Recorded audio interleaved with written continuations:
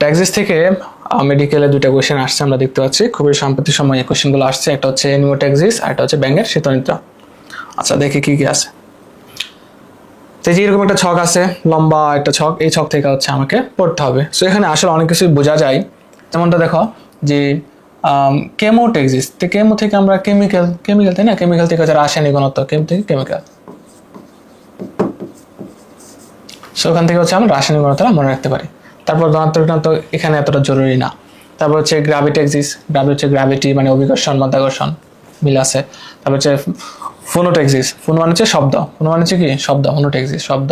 তারপর হচ্ছে রিওট্যাক্সিস মানে হচ্ছে রিভার মানে হচ্ছে ওয়াটার, স্রোত, পানি। এখন তুমি যদি পারো মনে রাখতে, হ্যাঁ মনে রাখতে পারো ভালো, যদি না পারো সমস্যা নাই। তবে স্পেসিফিক কয়েকটা জায়গা আছে সেটা মনে রাখতে হবে। বিশেষ করে হচ্ছে এই যে এখানে ব্যাঙের শীতনিদ্রা, এটা পরীক্ষায় আসছিল একবার। তো এখানে ধনাত্মক ঋণাত্মক কারণ এটা আলাদা করে মনে রাখতে হবে। থার্মোট্যাক্সিস মানে হচ্ছে টেম্পারেচার, থার্মোট্যাক্সিস টেম্পারেচার মানে হচ্ছে কি তাপ, টেম্পারেচার মানে হচ্ছে তাপ। হ্যাঁ, তো তাপ এর প্রতি সারা দিয়ে যে ধরনের হয় সেটা হচ্ছে কি থার্মোট্যাক্সিস, মানে তাপের প্রতি যে সারা হয় সেটা হচ্ছে কি থার্মোট্যাক্সিস। আচ্ছা, তারপর হচ্ছে থিগমোট্যাক্সিস, থিগমো মানে টাচ মানে হচ্ছে দৈহিক স্পর্শ। তারপর হচ্ছে হাইড্রোট্যাক্সিস মানে হাইড্রো হচ্ছে ওয়াটার, পানি, হাইড্রো মানে ওয়াটার পানি, হাইড্রোট্যাক্সিস। তারপর হচ্ছে অ্যানিমোট্যাক্সিস, অ্যানিমো মানে হচ্ছে কি ইয়ার, অ্যানিমো থেকে মনে রাখবে কি ইয়ার মানে হচ্ছে বায়ু প্রবাহ। আছে গ্যালভানোট্যাক্সিস, গ্যালভানো মানে হচ্ছে গ্যালভানোমিটার, বিদ্যুৎ প্রবাহ বোঝাই যায়। তারপরে ফোটোট্যাক্সিস, ফোটো মানে কি আলো, ফোটোট্যাক্সিস মানে কি আলো। তারপর হচ্ছে জিও ম্যাগনোট্যাক্সিস, এখানে হচ্ছে দেখো যে ম্যাগনোট্যাক্সিস একটা শব্দ আছে, তাহলে এটা হচ্ছে চৌম্বক ক্ষেত্র। আর সামনে যখন জিও আসছে, জিও হচ্ছে ভূমি, জিও হচ্ছে কি ভূমি বা ভূপৃষ্ঠ, জিও ভূপৃষ্ঠ। তখন হচ্ছে কি পৃথিবীর কেন্দ্র, হ্যাঁ পৃথিবীর চৌম্বক ক্ষেত্র। আর স্টেরোট্যাক্সিস এটা হচ্ছে সমতল, এটা আলাদা করে পড়বা যে স্টেরোট্যাক্সিসটা কি সমতল অ্যান্ড ভূপৃষ্ঠ। এটা কারা, যে ইঁদুর, টিকটিকি। হ্যাঁ, আর হচ্ছে এরোট্যাক্সিস, এর মানে আবার এখানে হ্যাঁ ইয়ার একটা ছিল ইয়ার, আর এখান থেকে হচ্ছে ইয়ার থেকে অক্সিজেন, এয়ারের স্পেশাল হচ্ছে অক্সিজেনের ঘনত্ব হচ্ছে এরোট্যাক্সিস। এটা ভালো করে মনে রাখবে, এরোট্যাক্সিস মানে অক্সিজেনের ঘনত্ব, এরোট্যাক্সিস মানে অক্সিজেনের ঘনত্ব।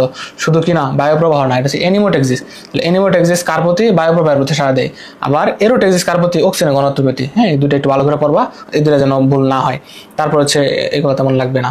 আচ্ছা, এটা পড়তে পারা যায় হেলিওট্যাক্সিস মানে কি ছায়া। এটা কিভাবে মনে রাখবে ভাইয়া, সূর্য যখন মাথার উপর থাকে দুপুর সময় যখন সূর্য মাথার উপর থাকে তখন ছায়াটা কি থাকে, একদম সোজা থাকে। যখন হেলে পড়ে মানে সূর্যরা যখন পিছনের দিকে সামনের দিকে চলে যায়, পশ্চিমে চলে যায়, অথবা দুপুরের আগে যখন আমাদের পূর্ব দিকে থাকে তখন ছায়াটা কি হেলে পড়ে, ছায়াটা কি করে হেলে পড়ে। তার মানে হেলে পড়ার সাথে কি রিলেটেড, ছায়া রিলেটেড। হেলে পড়ার সাথে কি রিলেটেড, ছায়া রিলেটেড। তাহলে এখান থেকে মনে রাখতে হবে যে হেলিওট্যাক্সিস মানে হচ্ছে ছায়া। হ্যাঁ, এটা মনে রাখতে পারো। তবে যে এখানে যেগুলো আমরা দাগায় দিলাম, আমি আবার একটু মার্কস করে দিচ্ছি যে কোনগুলো ভালো করে পড়তে হবে। সেটা হচ্ছে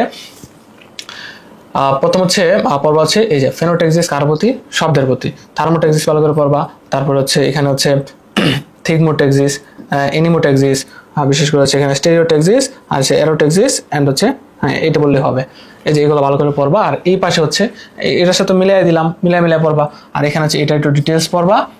আর মাছের সাথে পানিতে, এই মাছের সাথে দেখো এটা একটু সমস্যা কি হয়, ধনাত্মক উভয় মাছ হচ্ছে শব্দের সাথে সারা দিয়ে।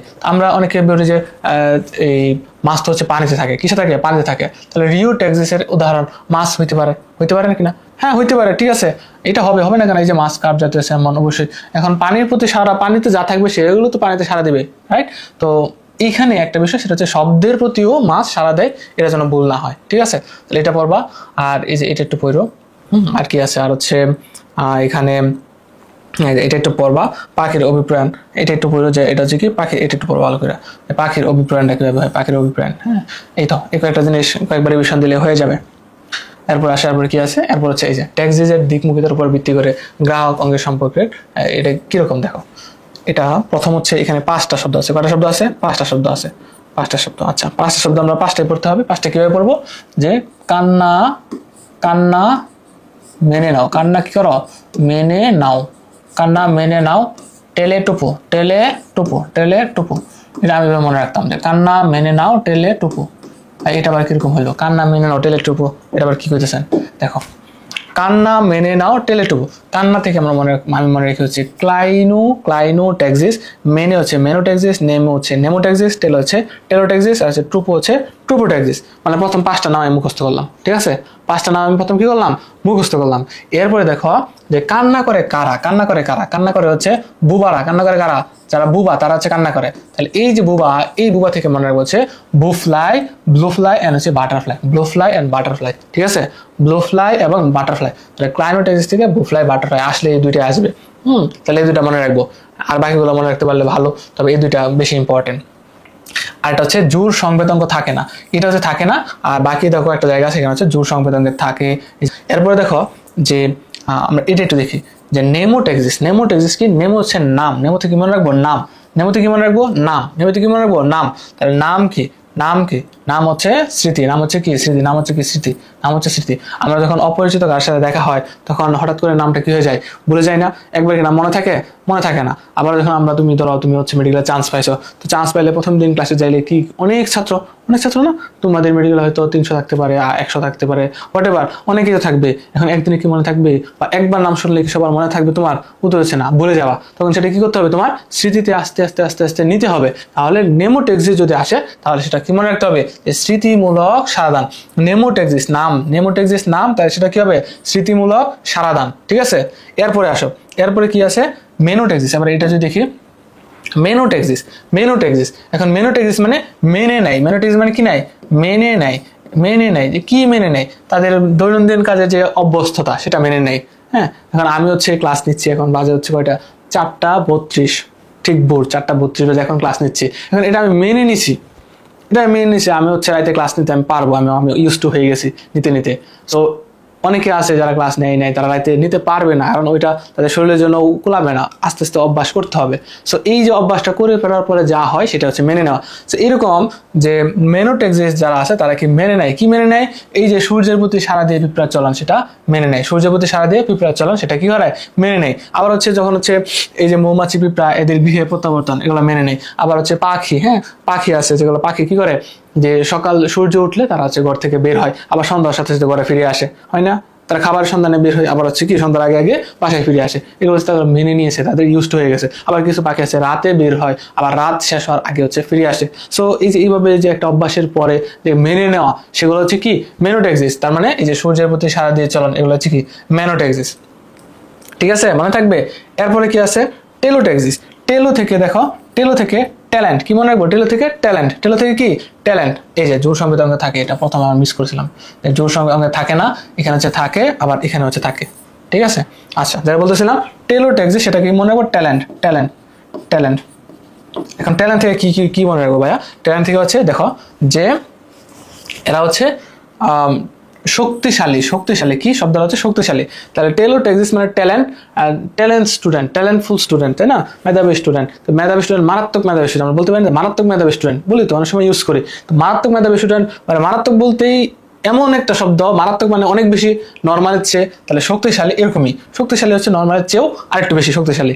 তাহলে এটাই মনে রাখবো, টেলো মানে ট্যালেন্ট, ট্যালেন্ট মানে একটু শক্তিশালী, নর্মালের চেয়েও ভালো, তাহলে এটা হচ্ছে শক্তিশালী উদ্দীপকের প্রতি সারাদান, ঠিক আছে? তারপরে এক্সাম্পল একটু মনে রাখবো, এক্সাম্পল মনে রাখবো, এটা এক্সাম্পল আলাদা মনে রাখতে পারলে হয়ে গেল। তারপর হচ্ছে ট্রুপোট্যাক্সিস, ট্রুপোট্যাক্সিস হচ্ছে মাছের উকুনে ক্ষুধার্ত, এগুলো একটু দেখো, এগুলো দেখলে হয়ে যাবে।